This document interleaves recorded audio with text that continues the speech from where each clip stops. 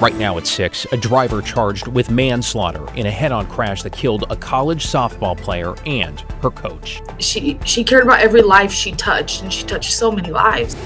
Plus, local and federal agencies team up for a fentanyl bust near downtown Portland with startling results. The fentanyl seized by our team in this case could have yielded over 1.5 million lethal doses.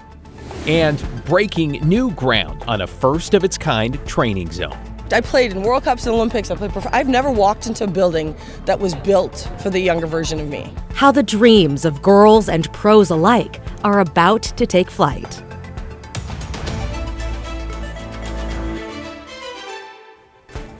Thanks for joining us. I'm David Molko. And I'm Christine Pitawanich. First, tonight, the driver accused of hitting a bus and killing 2 members of the Umpqua Community College softball team is facing a number of charges, including manslaughter and DUI. Police say 32-year-old Jonathan Dowdy of Coos Bay was driving with a suspended license, speeding and driving uninsured. That Friday night crash shaking the softball community and forever changing dozens of lives. Daisy Caballero is here. Daisy, you spoke with family and friends of the coach who was killed.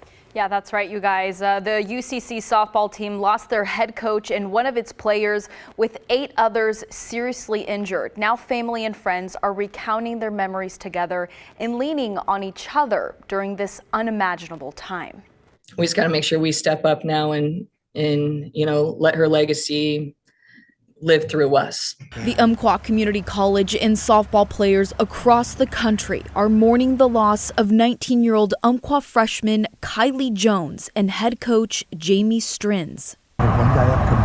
After police say an impaired driver crashed into their team bus Friday night.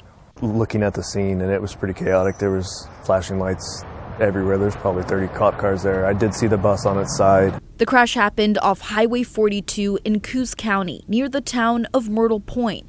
Strins was driving back home from a game with 9 other members of the team when they were hit head on. Couldn't believe it.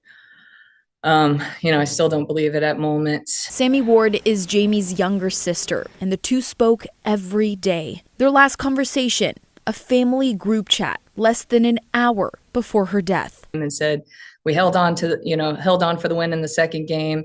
And she was just so proud of her team. She says Jamie had a deep love for the game. It was undeniable and cherished coaching players. That was my first reaction was, it can't be her, not her, Brittany Inslee was one of those players and now a coach who turned into a lifelong friend. She found out the news in the middle of a game. Had the text message of, it was Jamie. And I just froze. I really didn't know what to do. Brittany says she will miss her smile, sense of humor, and motherly bond they shared. Jamie leaves behind her husband and 16-year-old daughter, who was her pride and joy, according to Sammy. She was so proud of her. So I'm going to do everything I can in my power to make sure she's taken care of.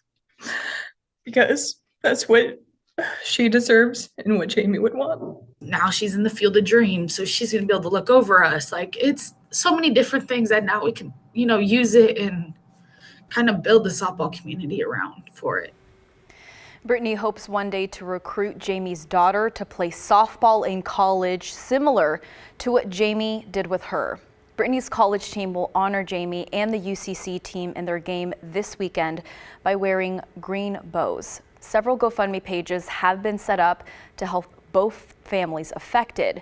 And Jamie's GoFundMe, last time I checked just a few moments ago, over $45,000 already raised. We'll have those links on our website if you'd like to donate. Back to you guys. Amazing. Over $45,000. Thank you so much, Daisy.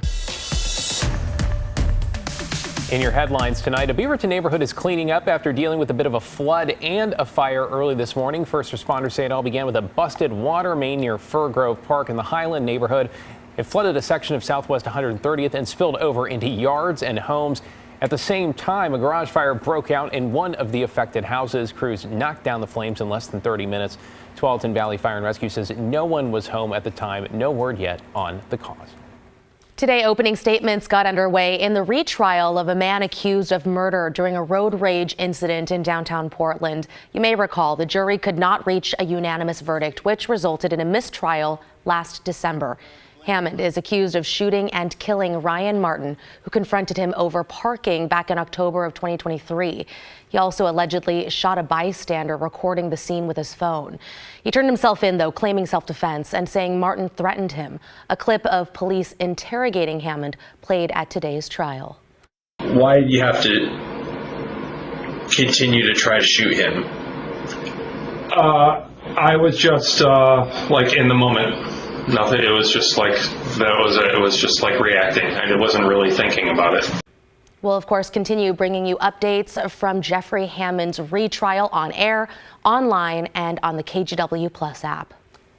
In Salem, a bill supporters say would protect people from footing the bill to power large data centers has just passed the House. The proposal would allow state regulators to shield residential and business utility customers from shouldering the cost of new power plants and power lines for the state's growing data center industry. It would also require companies to commit to buying power for at least a decade if they need new infrastructure in order to move in. The bill now heads to the Senate.